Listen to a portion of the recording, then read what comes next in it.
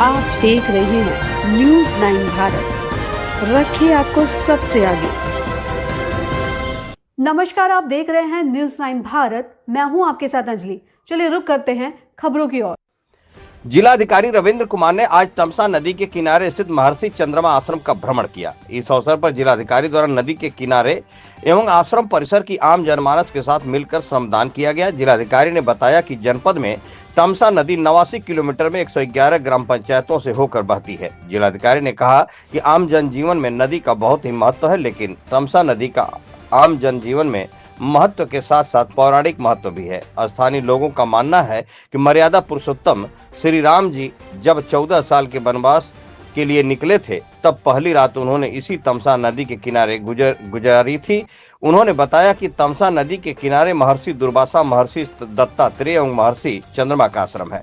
महर्षि चंद्रमा के आश्रम में सालों भर टूरिस्ट एवं श्रद्धालु आते हैं, भ्रमण करते हैं एवं बड़ी संख्या में लोग पूजा पाठ और तर्पण भी करते हैं।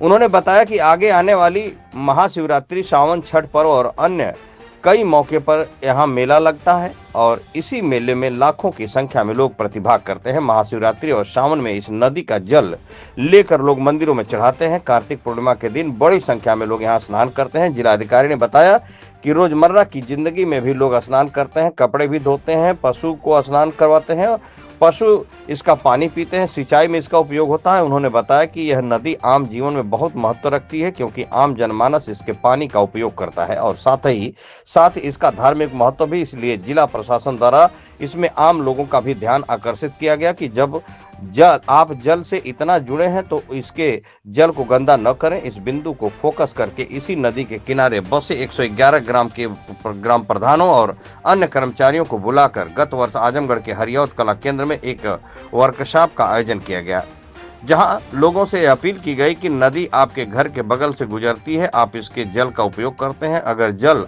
साफ रहेगी तो आपको अच्छा भी लगेगा, आपके स्वास्थ्य के लिए भी अच्छा होगा। इसी को लेकर के एक मुहिम चलाई गई और जिसके फलस्वरूप इस नदी के साफ सफाई के साथ साथ नदी के किनारे जो इससे जुड़े हुए सरकारी जमीन थे, पैमाइश करके अतिक्रमण को हटाया गया और इस जन सहयोग से वृक्षारोपण भी किया गया, जिसमें फलदार वृक्षों पर विशेष ध्यान दिया गया। जिलाधिकारी ने कहा कि जिला प्रशासन का यह फोकस रहा है कि आम जनों को नदी से जोड़ा जाए, इन्हें उनके मन में स्वामित्व दिया जाए कि यह नदी आपका है। उन्होंने बताया कि गत वर्ष मानसून से पहले प्रथम चरण में और फिर मानसून के बाद 2 चरण में इसकी सफाई हुई, लेकिन नदी की अविरलता और निर्मलता सुरक्षित करने के लिए आगे भी ऐसा किया जाना आवश्यक होगा, क्योंकि नदी आमजन से जुड़ी हुई है। इसलिए इसके लिए जन जागरूकता किया जा रहा है और लोगों को नदी का स्वामित्व में एक एवं मन से उसे अपना ले और रोजमर्रा की जिंदगी में नदी को गंदा न करें, साफ करने की जरूरत पड़े। जिलाधिकारी ने कहा कि यहाँ पर बोर्ड लगाया गया है जिसमें लिखा है कि गंदगी को नदी में न डालें, यहाँ डस्टबिन रखें और जो भी गंदगी हो उसे डस्टबिन में डालें। जिला प्रशासन और आमजन के सहयोग से यह कार्य आगे भी किया जाएगा और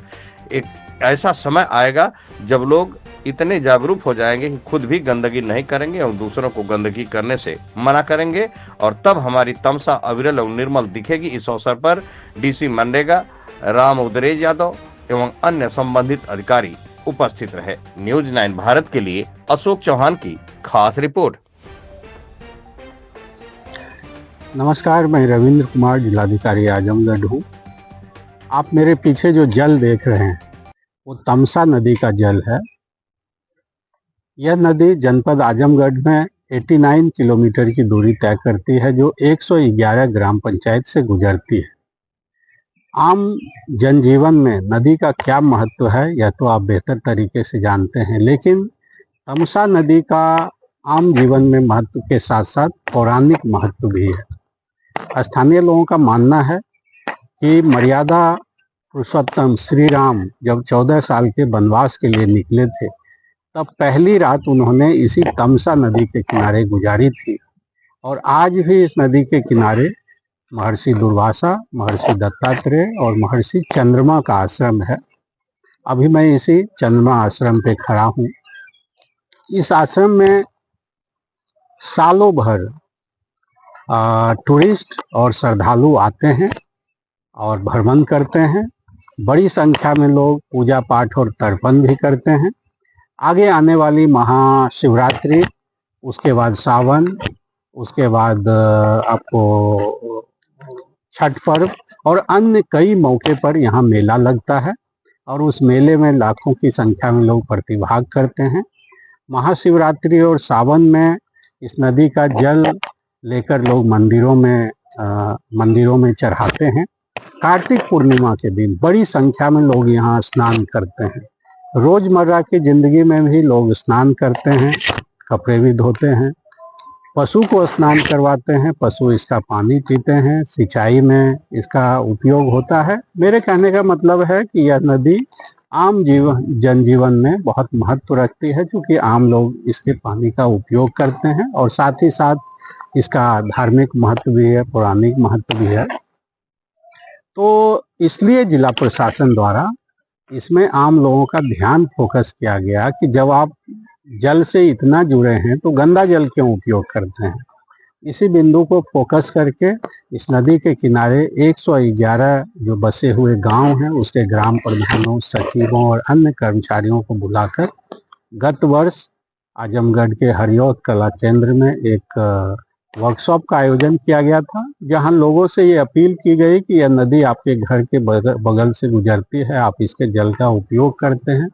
अगर जल साफ रहेगी तो आपको अच्छा भी लगेगा, आपके स्वास्थ्य के लिए भी अच्छा होगा। तो इसी को लेकर एक मुहिम चलाई गई और जिसके फलस्वरूप ये नदी साफ हुई।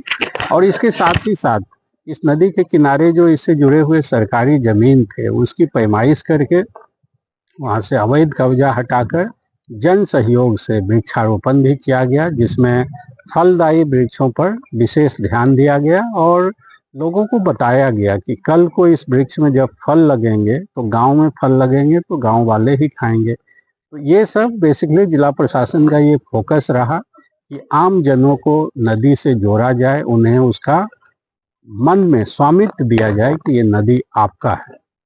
तो गत वर्ष मानसून से पहले प्रथम चरण में और फिर मानसून के बाद 2 चरण में इसकी सफाई हुई है, लेकिन नदी की अविरलता और निर्मलता सुनिश्चित करने के लिए आगे भी ऐसा किया जाना आवश्यक होगा।